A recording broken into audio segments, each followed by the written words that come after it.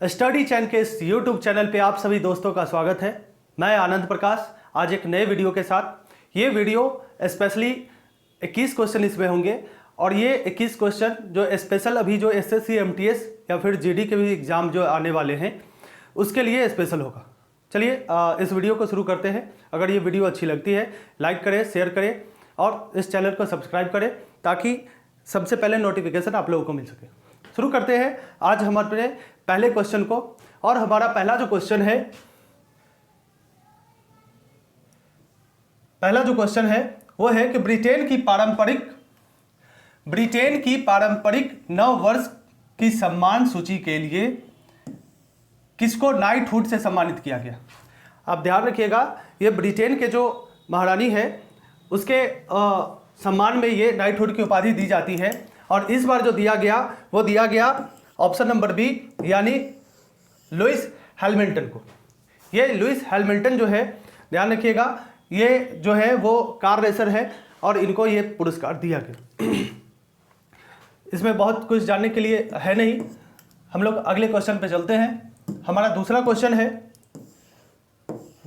कह रहा है द्रव की संयंता, विस्कोसिटी जिसका इंग्लिश में कहा जाता है, जिसको द्रव की संयंता क्या होती है। तो द्रव की संयंता जो है वो इसमें ऑप्शन दिया हुआ है कि तापमान में वृद्धि के साथ बढ़ती है, या तापमान में वृद्धि के साथ घट जाती है, या तापमान में कमी के साथ घट जाती है, या तापमान में किसी बदलाव की परवाह किए बिना निरंतर रहता है।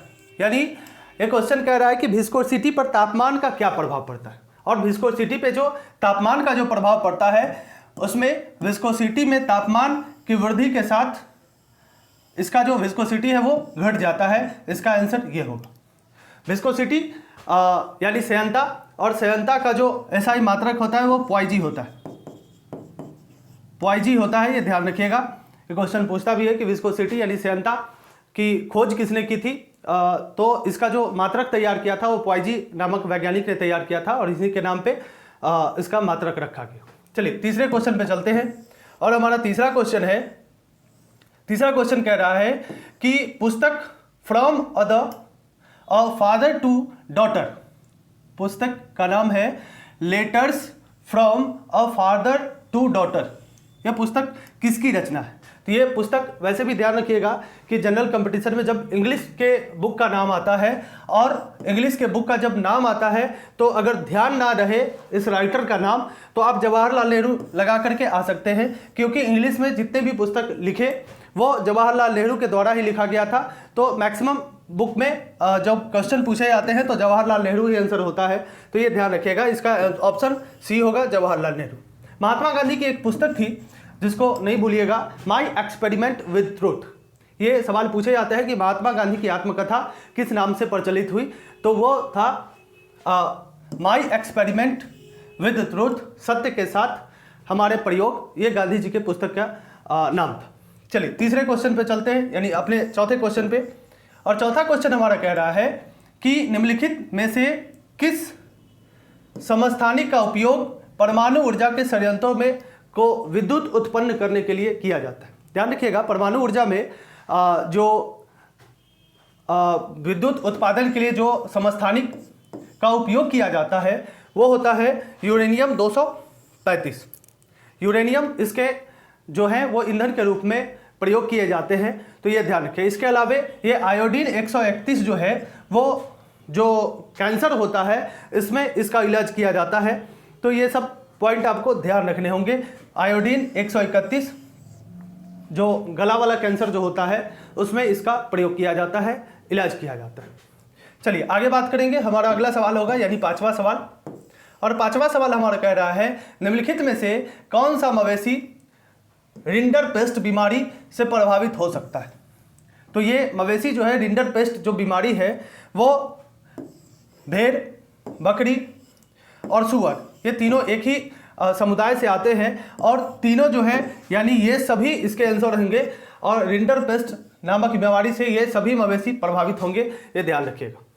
ये बकरी जो है इसके बहुत सारी प्रजातियां होती है, सुगर का भी होता है और भेड़ का भी प्रजाति होता है। भेड़ के जो इसके जो ऊन निकाले जाते हैं तो तो यहाँ से ऊन तैयार किया जाता है। बकरी का भी वही सीन है, बकरी के भी रोए से ऊन बनाया जाता है जो बड़ी महंगे मिलते हैं, तो ये ध्यान रखिएगा। अभी इसका जो आंसर होगा वो ऑप्शन नंबर डी ये सभी होगा।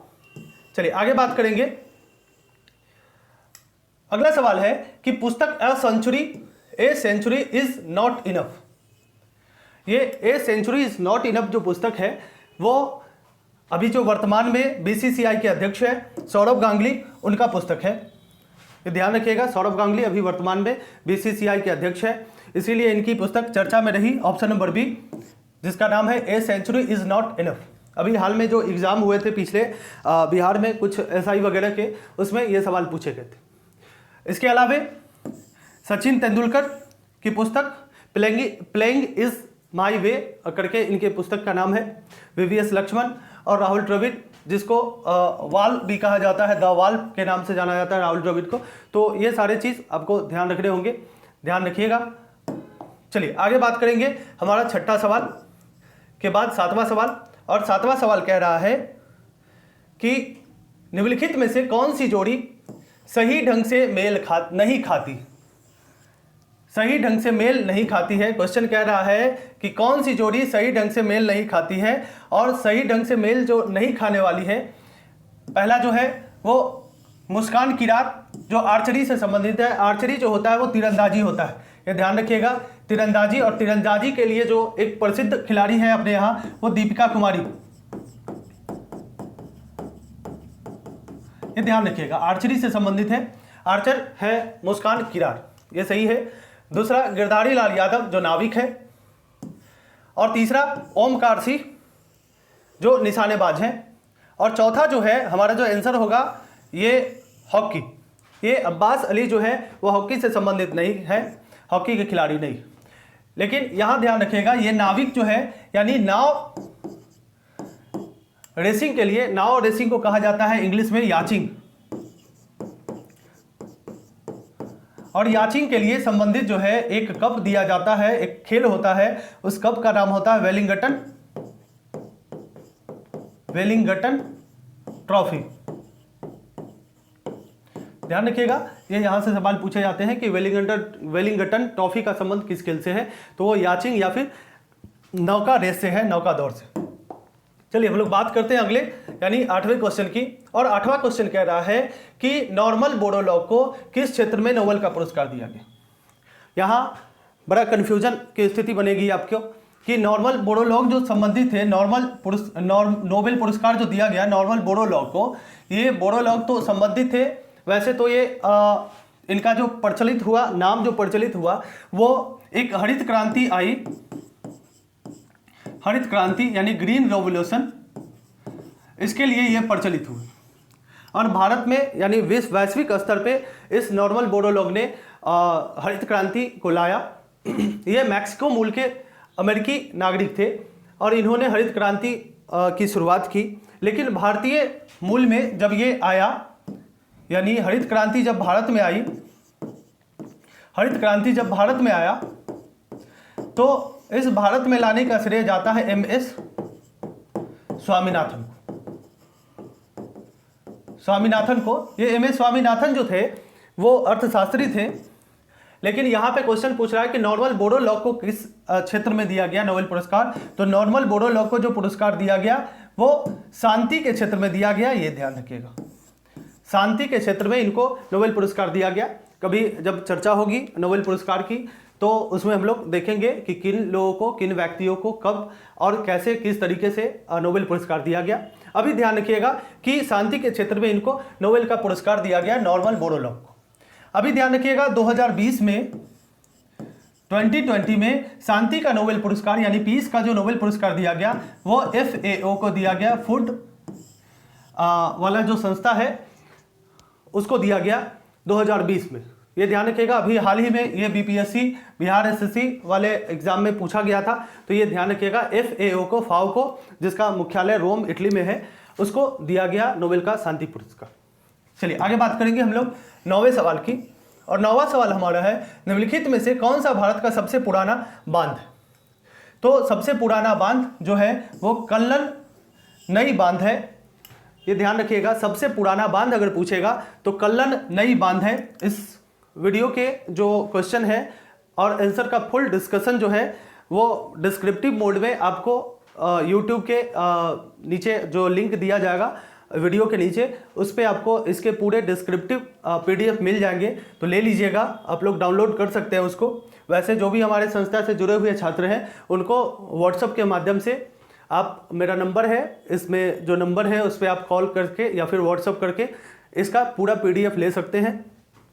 तो कल्लन नई बांध जो है वो सबसे पुराना बांध है। अगर बात करें सबसे लंबे बांध की तो ये हीराकुंड बांध जो है वो महानदी पर है और ये ओडिशा में है, ओडिशा में है। और ये हीराकुंड बांध सबसे लंबा बांध है, ये ध्यान रखिएगा। टिहरी बांध जो है वो भागीरथी नदी पे, भागीरथी नदी पर, और ये टिहरी बांध जो है वो सबसे ऊंचा बांध है, ऊंचा बांध है, ये ध्यान रखिएगा। नागार्जुन सागर बांध जो है वो कृष्णा नदी पे है, कृष्णा नदी पे है, ये ध्यान रखिएगा। ये सब सारे सवाल पूछे जाते हैं। एक और ध्यान रखिएगा, सरदार सरोवर बांध, सरदार सरोवर डैम जो है वो नर्मदा नदी पर,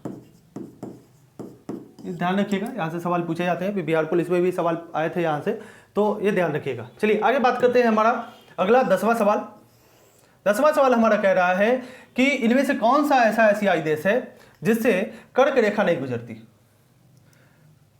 होकर कर्क रेखा नहीं गुजरती। ये कर्क रेखा पहले समझ लीजिए कि कर्क रेखा होता क्या। जब ग्लोब देखेंगे तो ग्लोब पे जो बीच में एक लाइन होती है, रेखा होती है, क्योंकि ग्लोब पे जितनी भी लाइनें हैं वो काल्पनिक रेखा है, तो ये जितनी भी लाइन है वो हम लोग अपने सहूलियत के हिसाब से इस ग्लोब पे जो हमारे जो वैज्ञानिक हैं उन्होंने खींचा। तो इस पे जो बीच में जो रेखा खींची गई है वो 0 डिग्री, इसको बोलते हैं विषुवत रेखा, इक्वेटर या विषुवत रेखा। और इससे थोड़ा सा ऊपर यानी 23.5 डिग्री ऊपर में, 23.5 डिग्री ऊपर में जो लाइन खींची गई है उसको बोलते हैं कर्क रेखा, जो भारत के बीचों बीच से, भारत की स्थिति यहां पे है और जो भारत के बीचों बीच से गुजरती है। और थोड़ा सा बात कर लेंगे, क्योंकि जब इसको खींचे हैं तो ये 23.5 डिग्री अगर नीचे आते हैं तो ये हो जाता है मकर रेखा। अब यहां पे सवाल पूछ रहा है कि कर्क रेखा निम्नलिखित में से किस एशियाई देश से, एशिया की जो स्थिति है वो एशिया जो मैक्सिमम जो पड़ता है वो पूरा क्षेत्र ये विषुवत रेखा से लगभग ऊपर पड़ता है, और जब ऊपर पड़ता है तो कर्क रेखा गुजरती है। और कर्क रेखा जब गुजरती है तो कर्क रेखा भारत के मध्य से तो गुजरती है। अगर थोड़ा सा हम भारत के नक्शा की बात करें, भारत के मैप की बात करें, तो ऐसी स्थिति भारत की बनती है। यहाँ पे हमारा भूटान है और कर्क रेखा यहाँ से गुजरती है, ये गुजरात होते हुए ये ऐसे गुजर जाती है। तो ये वाला जो एरिया है हमारा, इसका ऑप्शन होगा भूटान। और ये भूटान जो है इस गड्ढे में पड़ता है, और भूटान यहाँ से, भूटान से होकर के ये कर्क रेखा नहीं गुजरती है। एशियाई देशों में कर्क रेखा नहीं गुजरती है। जहाँ पे ये लिखा हुआ है जो क्वेश्चन है उसका आंसर के हिसाब से इसका आंसर ऑप्शन नंबर बी होगा, यानी भूटान होगा, कि भूटान से ये जो कर्क रेखा है वो नहीं गुजरती। ध्यान रखिएगा, कर्क रेखा भारत के लगभग 8 राज्यों से गुजरती है, और इसके लिए सब जो भी जितने भी स्टूडेंट हैं सबको पता होता है कि कौन कौन से राज्यों से गुजरता है। उसके लिए एक ट्रिक होता है जिसका नाम होता है मित्र पर गमछा झाड़, मित्र पर गमछा झाड़। ध्यान रखिएगा, मिज से मिजोरम, त्र से त्रिपुरा, प से पश्चिम बंगाल, र से राजस्थान, ग से गुजरात, म से मध्य प्रदेश, छ से छत्तीसगढ़, झ से झारखंड। तो ये 8 राज्य होते हैं जिनसे ये कर्क रेखा भारतीय क्षेत्रों से गुजरती है। चलिए आगे बात करेंगे। हमारा जो इसका आंसर होगा, कर्क रेखा किन एशियाई देश से नहीं गुजरती है, तो हमारा आंसर होगा भूटान, ये ध्यान रखिएगा। चलिए आगे बात करते हैं। हमारा 11वां सवाल होगा, और 11वां सवाल कह रहा है कि निम्नलिखित में से किस नदी को नर्मदा नदी का जुड़वा नदी कहा जाता है। ये ध्यान रखिएगा, नर्मदा और ताप्ती ये दोनों नदी खुद को एक जुड़वा नदियों के रूप में इसको दोनों को देखा जाता है, नर्मदा और ताप्ती। इसका आंसर जो होगा ऑप्शन नंबर बी होगा। थोड़ी सी चीज़ें और समझ लीजिए। ये नदी की बात करें तो दो नदी जो है वो अगर इन दो पहाड़ियों के बीच से निकलती है इसको बोला जाता है, क्योंकि ये गहरा भाग जो होता है ना, दो पहाड़ों के बीच का जो भाग होता है उसको बोला जाता है घाटी, घाटी बोला जाता है। और घाटी को इंग्लिश में वैली, वैली बोला जाता है। और इन घाटियों के बीच से जो नदियां निकलती है उसको कहा जाता है कि रिफ्ट घाटी से होकर बहने वाली नदी इसको कहा जाता है।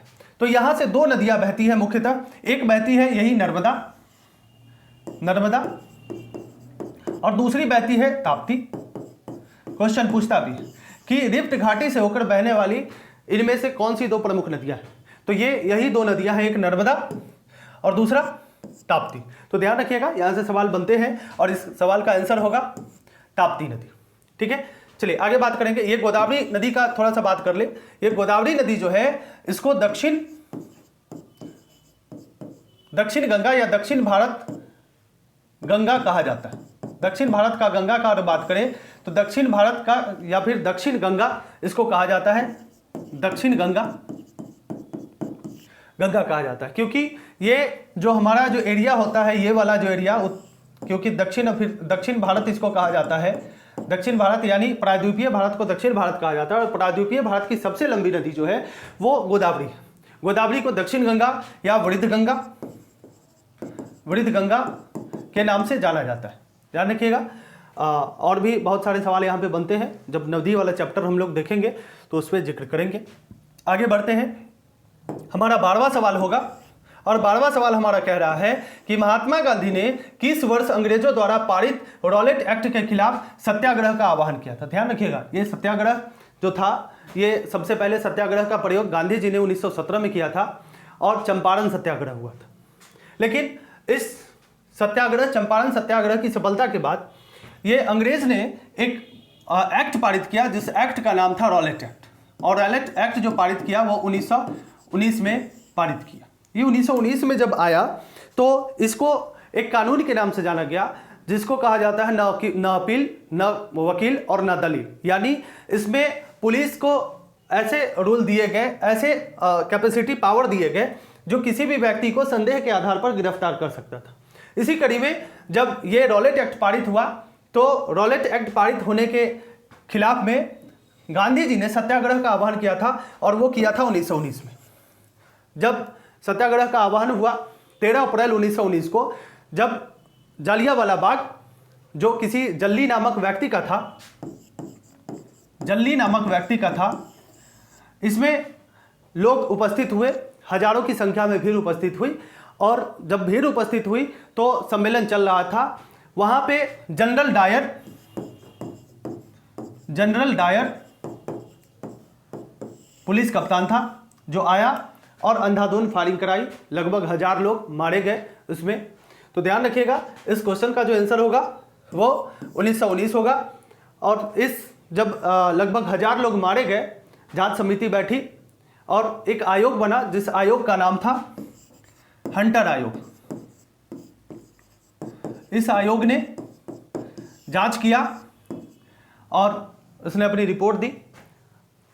इसके अनुसार बहुत कम लोग मारे गए थे, लेकिन जब कांग्रेस ने अपना रिपोर्ट तैयार किया तो उसने बताया कि लगभग 1000 आदमी भारतीय परिदृश्य से मारे गए थे इस जालियांवाला बाग हत्याकांड में। बहुत सारे लोगों ने, जैसे रविंद्रनाथ टैगोर ने नाइटहुड की उपाधि, जमनालाल बजाज ने सर की उपाधि, तो बहुत सारे लोगों ने अपनी अपनी उपाधियों को लौटा दिया था।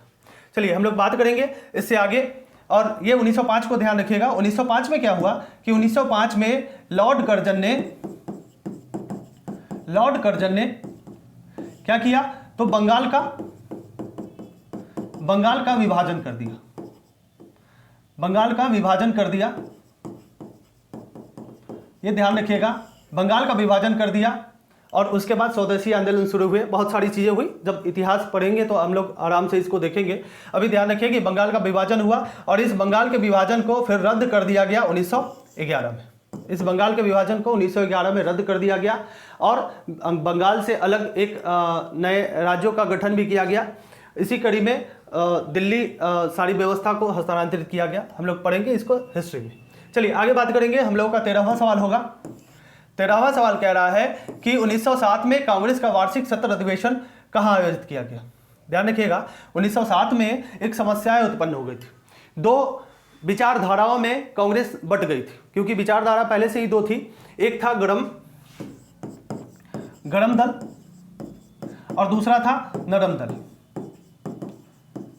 नरम दल और गरम दल में हमेशा मतभेद चलता था, क्योंकि क्रांतिकारियों की जो भाषा थी वो ऐसी भाषा थी जो कहा जा रहा था कि व्यवस्थाएं जो है वो आवेदन पत्र पर नहीं मांग कर छीन कर लिया जाए।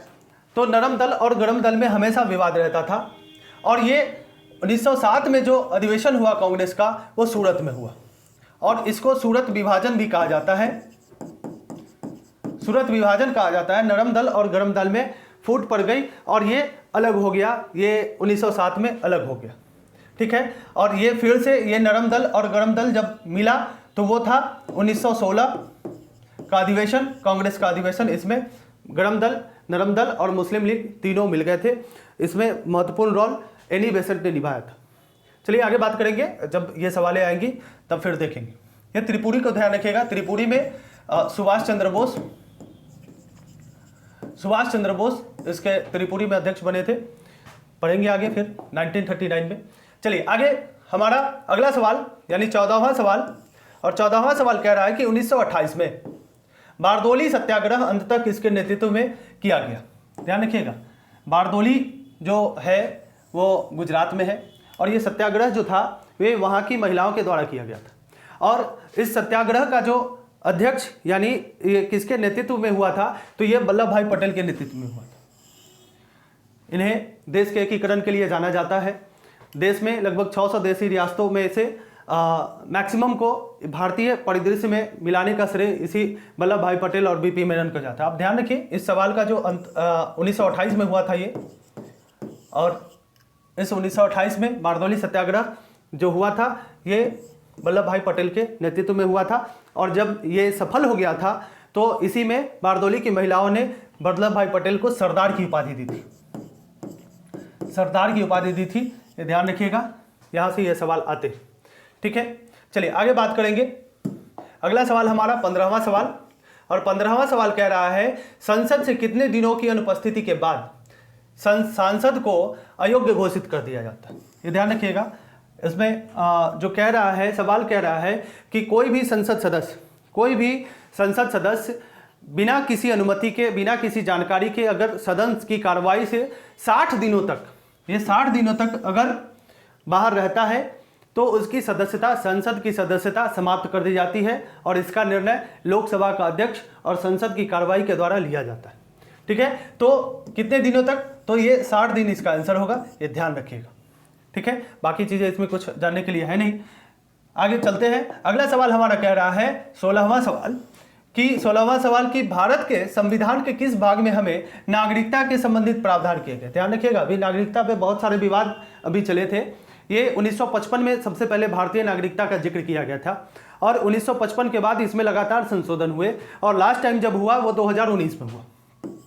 2019 में संशोधन हुआ, बहुत सारे विवाद हुए। नागरिकता भारत में 5 तरीकों से दी जाती है। सारी चीज़ों का जिक्र जो किया गया है वो भाग 2 में और आर्टिकल अनुच्छेद 5 से 11 के बीच किया गया।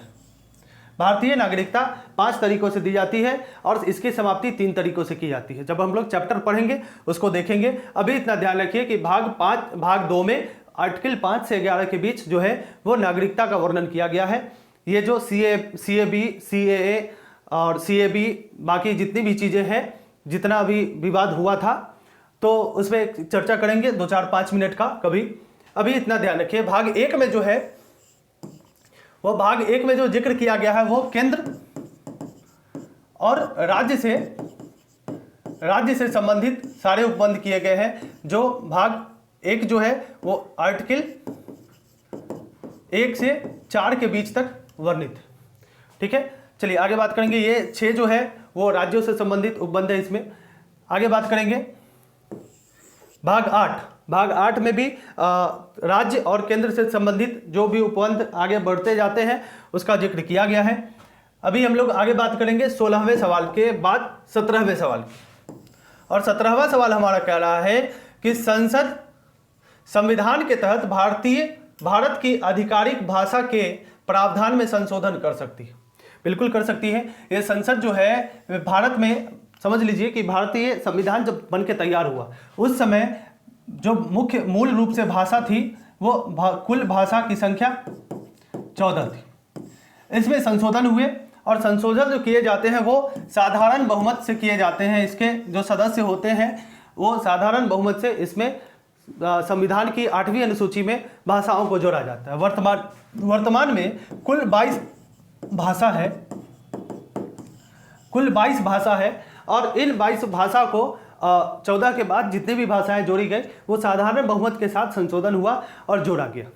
पहला जो हुआ वो था सिंधी भाषा को जोड़ा गया था और वो था 21वां संविधान संशोधन। दूसरा था 71वां संविधान संशोधन और तीसरा था, इन दोनों को अगर ऐड करेंगे तो तीसरा था 92वां संविधान संशोधन, जिसके तहत इन सारी भाषाओं को जोड़ा गया था। और इसी 92वां संविधान संशोधन में 4 भाषाएं जोड़ी गई थी, जिसके अंतर्गत हमारे दरभंगा का मैथिली भाषा भी जोड़ा गया था। ठीक है, 21वां भाषा के रूप में मैथिली को जोड़ा गया था। अभी इस सवाल का जो आंसर होगा वो साधारण बहुमत के हिसाब से होता है। वर्तमान में भाषाओं की संख्या 22 है, जब संविधान बना था तब 14 थे। 8वीं अनुसूची में इसका जिक्र किया गया। ठीक है, चलिए आगे बात करते हैं। हमारा 18वां सवाल होगा। 18वां सवाल होगा और 18वां सवाल हमारा कह रहा है कि नीचे दिए गए विकल्पों में उल्लिखित विदेशी यात्रियों में से भारत आने वाला सबसे पहले कौन थे। ध्यान रखिएगा, भारत जो आया था वह भारत आने वाला सबसे पहले जो था वो, क्योंकि शासन जो था वो चंद्रगुप्त मौर्य से, मौर्य वंश से शुरू होता है। अभी इस क्वेश्चन का जो आंसर होगा मेगास्थनीज होगा, ये ध्यान रखिएगा।